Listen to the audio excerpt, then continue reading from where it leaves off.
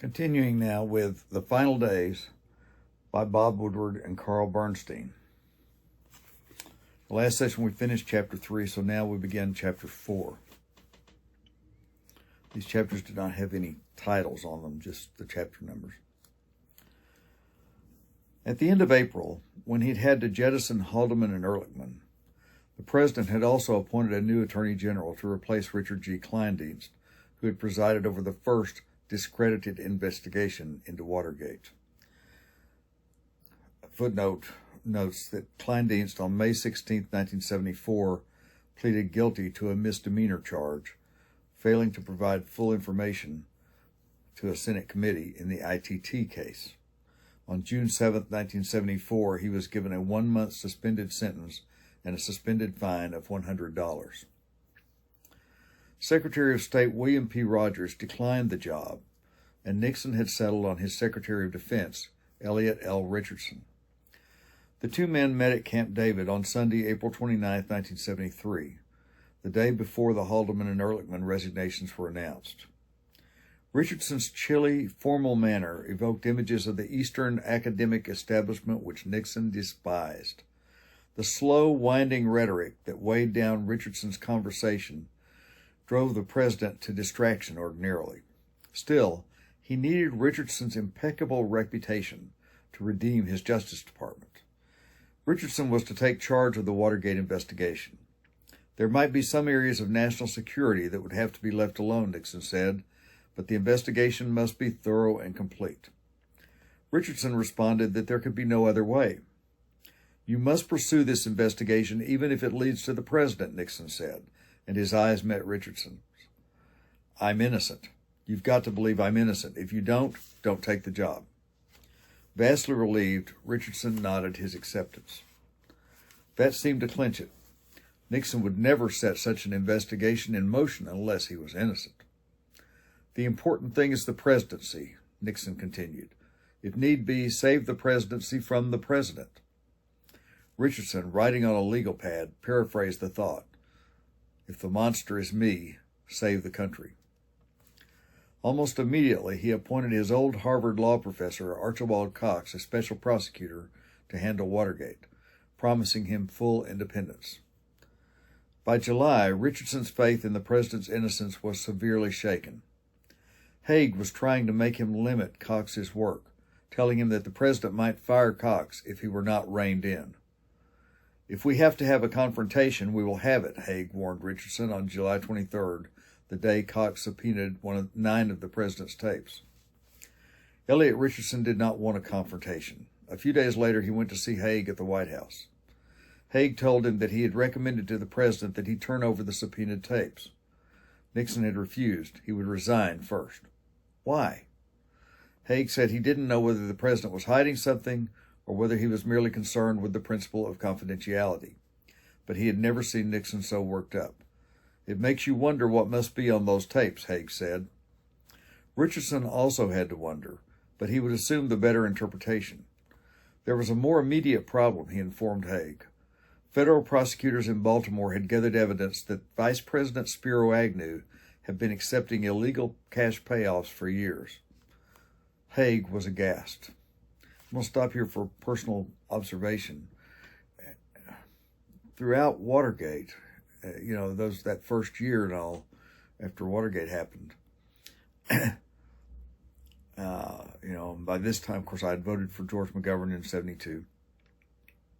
So I was watching Nixon carefully and had been reading Time and Newsweek and didn't trust Nixon anymore. But my thought always was, well, at least Agnew's clean. He was never mentioned in any relationship to Watergate in all of the things I read. And so I thought, well, at least he's clean. Turned out he had his own scandal. Nixon probably didn't trust him, didn't bring him into the inner circle on Watergate. But he had his own scandal, as it turned out. So continuing with Woodward and Bernstein here. Again, Richardson told Haig that federal prosecutors in Baltimore had gathered evidence that Vice President Spiro Agnew, who had been governor of Maryland, and who had been, before that, had I've forgotten his title in Baltimore, but anyway, he was in the city government in Baltimore. The Vice President Spiro Agnew had been accepting illegal cash payoffs for years. Haig was aghast. By August, the details of the Agnew investigation were all over the newspapers. In September, Richardson began plea bargaining with the Vice President's attorneys. It wasn't until October that Richardson finally met with the President on the Agnew situation. As Richardson was leaving the Oval Office, the President called after him, "Now that we've disposed of that matter, we can go ahead and get rid of Cox." Richardson didn't know Nixon very well, and he didn't know how to take the remark. In any case, he was absorbed by the Agnew problem until October 10th, when the Vice President resigned. 5 days later, Richardson was summoned to the White House. The Cox situation was closing fast. The Court of Appeals had just upheld Judge Sirica's order and ruled that the President must turn over the 9 subpoenaed tapes unless the White House could reach, quote, some agreement with the special prosecutor out of court. Nixon had only until midnight Friday, October 19th to comply, to appeal to the Supreme Court, or to reach a compromise with Cox. It was Monday now. Richardson was doubtful that the White House and Cox could agree on much of anything. When the Attorney General arrived at the White House, he was escorted to Haig's office. Bozart was there. They presented a plan to Richardson. The President would personally listen to the subpoenaed recordings and supervise the preparation of transcripts that would be turned over to the court as a substitute for the tapes. The special prosecutor, long a bone in Nixon's throat and a bad idea in the first place, would be fired. That would eliminate the question of any litigation for still more of the President's tapes. Richardson, outwardly calm, raised an objection. The plan was contrary to the agreement he had made with the Senate Judiciary Committee during his confirmation hearings. He had promised that the special prosecutor could be removed only for, quote, extraordinary improprieties. If he were ordered to fire Cox, he might instead have to resign himself. Haig and Bozart held their ground. Cox would have to go. Richardson left the White House bewildered and uncertain of what would happen next. Now keep in mind, this is, we're talking about Monday, October 15th, Monday, October 15th, 1973. The Saturday Night Massacre was close at hand, which we'll get to in a moment. Richardson left the White House bewildered and uncertain of what would happen next. He was unaware that a plan to submit transcripts instead of tapes had been under consideration for 3 weeks, and that in late September, Rosemary Woods, President's secretary, had begun transcribing the subpoenaed conversations. Haig called Richardson 40 minutes later to suggest a compromise. Senator John C. Stennis, the 72-year-old Mississippi Democrat who chaired the Senate Armed Services Committee, would be asked to make a comparison between the transcripts and the tapes. His authenticated version would be submitted to the court. Haig said he would present the idea to the President. Within an hour, he was back on the phone with good news for Richardson.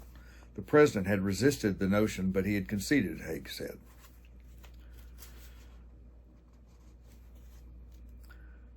He assured Richardson that Cox would not have to be fired, provided that, quote, this was it, in regard to his demands for tapes. The phrase was not defined.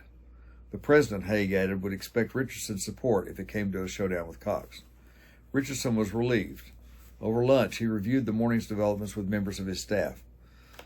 Some of them were concerned that their boss was being set up to get Cox. They convinced Richardson to call Haig back and make it clear that he was committed only to the Stennis authentication of the 9 subpoenaed tapes. This was it would have to wait. Haig and Bozart visited Senator Stennis on Capitol Hill the same day. They left him with the impression that his authenticated version was intended only for the Senate Watergate Committee, which also had issued a subpoena for the President's tapes.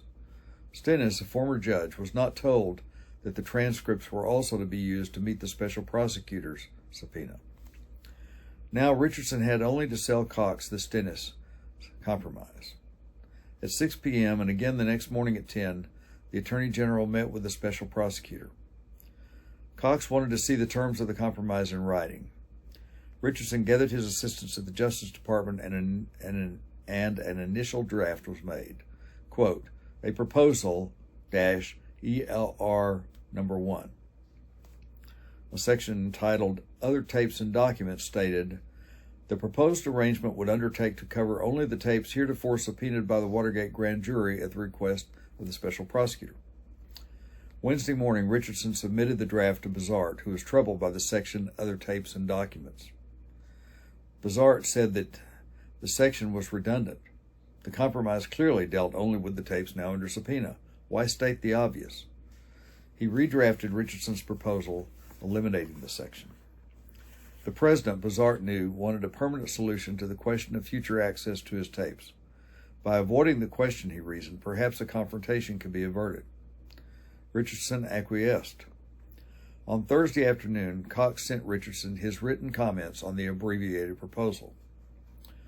In a footnote, they say the White House also proposed to empower Stennis to, quote, paraphrase language whose use in its original form would, in his judgment, be embarrassing to the president, end quote. No mention was made of the fact that the senator was partially deaf and that the tapes were difficult to hear under the best of circumstances. So again, on Thursday afternoon, Cox sent Richardson his written comments on the abbreviated proposal. He, too, wanted to avoid a confrontation with the president, he wrote, but, quote, the public cannot fairly be asked to confide so difficult and responsible a task to any one man operating in secrecy, consulting only with the White House, end quote.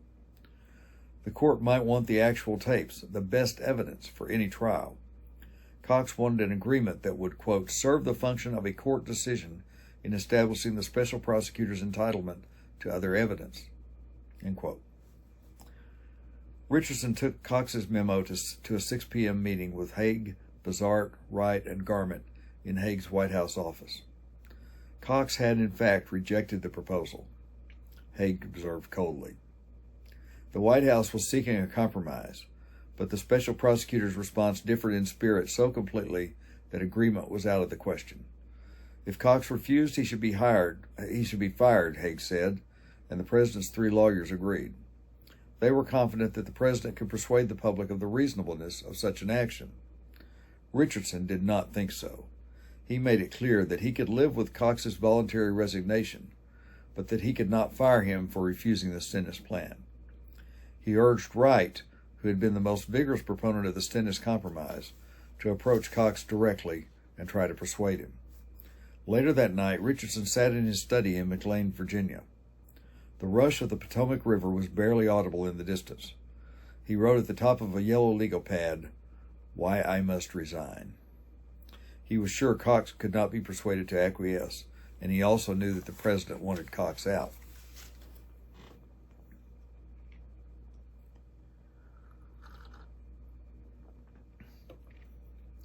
Richardson's first reason was his own promise to the Senate to guarantee the independence of the special prosecutor. Second, he wrote down that Cox was being required to accept less than he had won in 2 court decisions. Quote, while Cox has rejected a proposal I consider reasonable, his rejection of it cannot be regarded, end quote, as grounds for his removal. I am in fact loyal to the president, he wrote slowly, and I am by temperament a team player. But it was dawning on Richardson that he wasn't going to be able to play much longer. Writing it down helped him make it clear to himself. The next morning, he planned to make it clear to the president. Haig and Bizart talked to the president late that night. They were sure Cox would resign rather than accept, they said. Richardson was on their side. Nixon again bore down on the question of access to other tapes. The line had to be clearly drawn. The matter had to be settled, now. Bizart suggested that the White House remain silent on the issue. Putting forward the Stennis compromise was sufficient for the present. Its acceptance would be a giant step toward the end of Watergate. But Nixon wanted the larger problem of access to his tapes settled forever. When he couldn't get the message across to Bizart, he blew up. Leave it open, Bizart recommended again. No, the president said. No, period. Now the whole problem was magnified immensely. A showdown was inevitable. Bizart had been sure he could maneuver Cox into a position where the special prosecutor would have to resign, since the White House and Richardson would be lined up against him. But to do it, he needed some negotiating room. The president had just denied him exactly that.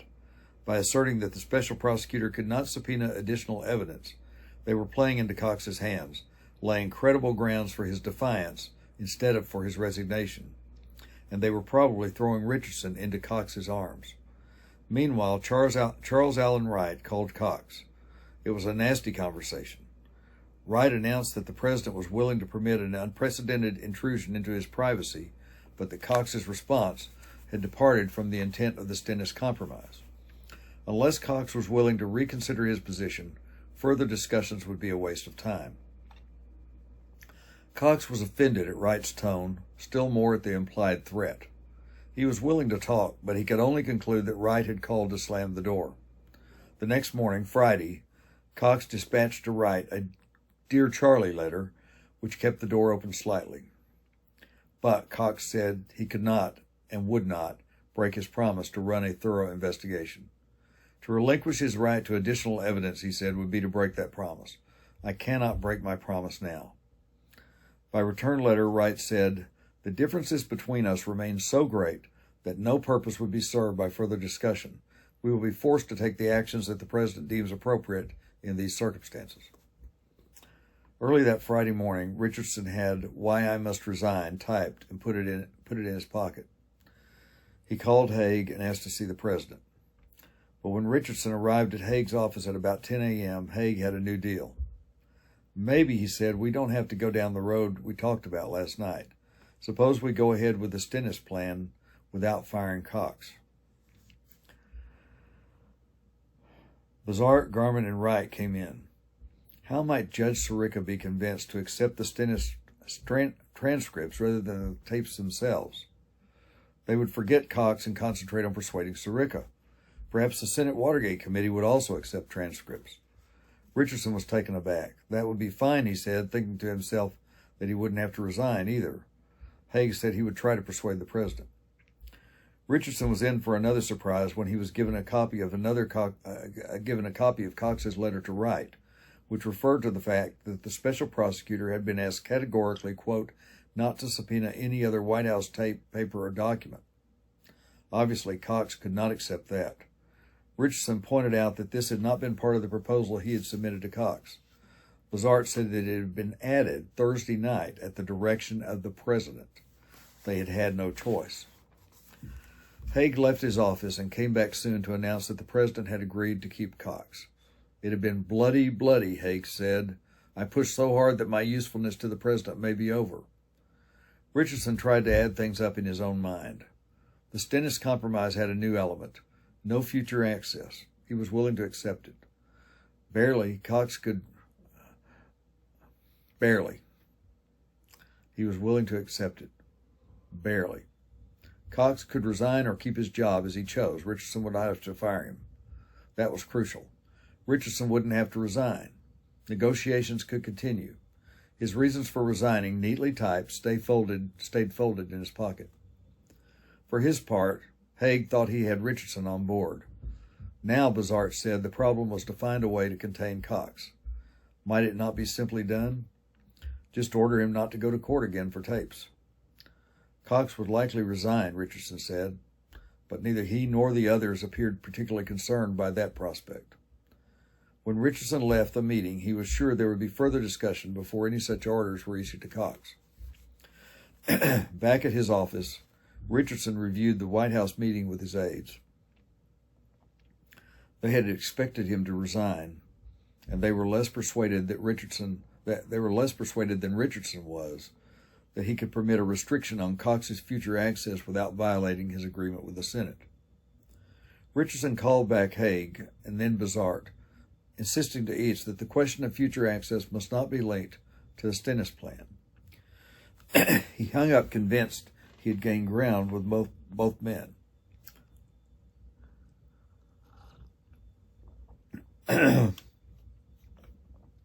They had promised to take up the question with the president again.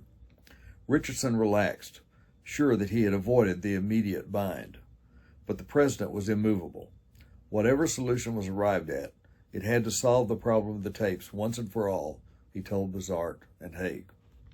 They continued to cast about for other pliant customers who would buy the Stennis compromise. Since the Senate Watergate Committee had lost its own suit for the tapes 2 days earlier, it might be receptive. They tracked down the chairman and the vice chairman, Senators Sam Ervin and Howard J. Baker, Jr., in New Orleans and Chicago. They were flown back to the White House to meet the president late in the afternoon. The Stennis plan would be fine with them, both agreed. It was better than nothing. Now, the compromise had the stamp of reasonableness. Richardson, Stennis, Ervin, and Baker. And we've hit the 20-minute mark, so I'm going to stop there.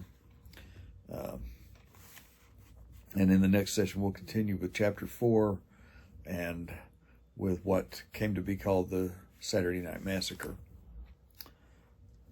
Thank you for watching.